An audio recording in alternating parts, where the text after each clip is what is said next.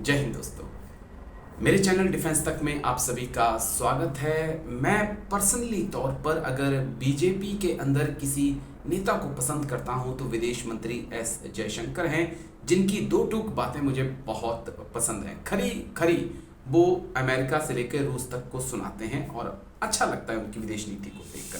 लेकिन विदेश मंत्री एस जयशंकर ने एक बड़ी चूक कर दी है, एक बड़ी गलती कर दी है। अब ये गलती जानबूझकर की गई है या फिर उन्हें पता नहीं था, इसके बारे में मेरे पास कोई जानकारी नहीं है। लेकिन वो गलती है क्या, आज उसी पे बातचीत करेंगे। और जो गलती से या जानबूझकर उनके मुंह से झूठ निकल गया, उसकी सच्चाई आपके सामने मैं रखने की कोशिश करूंगा। दरअसल बीबीसी ने एक डॉक्यूमेंट्री जारी की थी प्रधानमंत्री मोदी को लेकर। 2 पार्ट्स में डॉक्यूमेंट्री थी, इंडिया द मोदी क्वेश्चंस। ये डॉक्यूमेंट्री जारी की गई और जैसे ही जारी हुई भारत के अंदर हड़कंप मच गया। केंद्र सरकार सख्त हो गई और तमाम केंद्र सरकार के प्रवक्ता मोदी जी के बचाव में उतर आए। और तो और यूट्यूब, फेसबुक, ट्विटर, तमाम सोशल मीडिया से उसको बैन करने के आदेश दे दिए गए। लेकिन उसके बाद भी कई लोगों तक वो डॉक्यूमेंट्री पहुंच गई और लोगों ने देखी भी। मैंने नहीं देखी क्योंकि मुझे पता है गुजरात के अंदर क्या हुआ है। तो डॉक्यूमेंट्री शायद जो मुझे पता है उसी वही चीज़ें डॉक्यूमेंट्री में दर्ज हैं। लेकिन बात आप बोलेंगे कि क्या मैं डॉक्यूमेंट्री को लेकर करने वाला हूं? नहीं, मैं डॉक्यूमेंट्री को लेकर बात नहीं करने वाला हूं। मैं जिस मुद्दे पे बात करने वाला हूं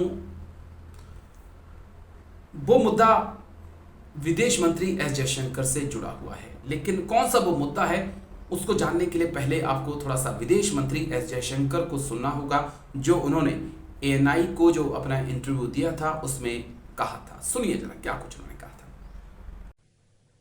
I mean, I gave you the example of Assam. Yeah. I mean, you people speak about, okay, you had to make a documentary. Many things happened in Delhi in 1984. Why didn't we see a documentary on that? If that was your concern, that you felt suddenly one day, okay. दोस्तों, सच थोड़ा सा कड़वा होता है, पचाना भी मुश्किल होता है। और मैं उम्मीद करूंगा उन अंधभक्तों से कि वो भी इस सच को पचा पाएंगे जो लगातार मुझे गालियां देते रहते हैं, कोसते रहते हैं। तो क्या बीबीसी ने, विदेश मंत्री एस जयशंकर के अनुसार, क्या बीबीसी ने 2002 के ही दंगों पर डॉक्यूमेंट्री बनाई? और क्या ये सुनियोजित प्रोपोगंडा या सुनियोजित एक चाल है प्रधानमंत्री मोदी के या प्रधानमंत्री मोदी की छवि, इमेज को खराब करने की? विदेश मंत्री एस जयशंकर तो यही बोल रहे हैं। और क्यों नहीं, बीबीसी ने 1984 के सिख दंगों पर डॉक्यूमेंट्री बनाई है। तो क्या वाकई में ऐसा है? दरअसल जब मैं चीजों को पढ़ रहा था, समझ रहा था, तो एक बड़ी अहम जानकारी मेरे हाथ लगी। दरअसल समझते समझते द वायर की एक रिपोर्ट मेरे पास आई और जो विदेश मंत्री एस जयशंकर ने कोट किया था उसी को लेकर एक बड़ी अच्छी रिपोर्ट छपी हुई थी कि 1984 के दंगों पर क्या वाकई में बीजेपी ने कोई माफ करिएगा, बीबीसी ने कोई डॉक्यूमेंट्री नहीं बनाई थी। तो दोस्तों, सच्चाई यह है कि बीबीसी ने 1984 के दंगों के ऊपर भी डॉक्यूमेंट्री बनाई थी और उसे रिलीज किया था। ये डॉक्यूमेंट्री, इस डॉक्यूमेंट्री का नाम था 1984 ए सिख स्टोरी, जो कि गोल्डन टेम्पल में जेनोसाइड हुआ था, वायलेंस हुआ था, सिख फैमिलीज को दिल्ली के अंदर जिस प्रकार से मारा गया था उसके ऊपर ये डॉक्यूमेंट्री बनाई गई थी। तो ये जो डॉक्यूमेंट्री थी ए सिख स्टोरी 1984 की, इसको भी 2014 में ही रिलीज किया गया था। तब तो कांग्रेस इतनी छटपटाई नहीं थी जितना आप छटपटा रहे हैं। और ये कहना कि बीबीसी सिर्फ प्रधानमंत्री मोदी को टारगेट कर रही है और 1984 के दंगों पर डॉक्यूमेंट्री नहीं बनाई है, तो आप गलत है। 1984 के दंगों पर ए सिख स्टोरी 1984 नाम की डॉक्यूमेंट्री बन चुकी है। इतना ही नहीं, एक चीज और, डॉक्यूमेंट्री एक ही पार्ट में नहीं थी। विदेश मंत्री एस जयशंकर तक ये जानकारी पहुंचाना बहुत जरूरी है कि 2 पार्ट में डॉक्यूमेंट्री बनाई गई थी। एक और पार्ट इसका आया था, उसको नाम दिया गया था gun fire over the golden temple, ये सेकंड पार्ट था उसका। तो ये कहना कि, और वक्त भी ऐसा देख लीजिए, वक्त जब ये 1984 में सिख दंगे हुए थे और 2014 में इस डॉक्यूमेंट्री को रिलीज किया गया था और देश भर में देखा गया था, तब ना सरकार ने इसे रोका था, ना रोक लगाई थी, ना ट्विटर से, ना फेसबुक से, ना कहीं और से इसे बैन किया गया था और ये डॉक्यूमेंट्री देखी गई थी।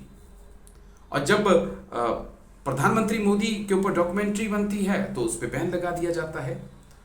तो कहने का मतलब ये था कि विदेश मंत्री एस जयशंकर से यहाँ पर चूक हुई है। मुझे लगता है कि शायद उन्हें इस डॉक्यूमेंट्री के बारे में पता नहीं होगा, तो मैं बस इतना करेक्ट उन्हें करना चाहता था कि जो सिखों के साथ हुआ था 1984 में, उसके ऊपर भी माननीय विदेश मंत्री एस जयशंकर जी 2 डॉक्यूमेंट्री बनी हुई हैं।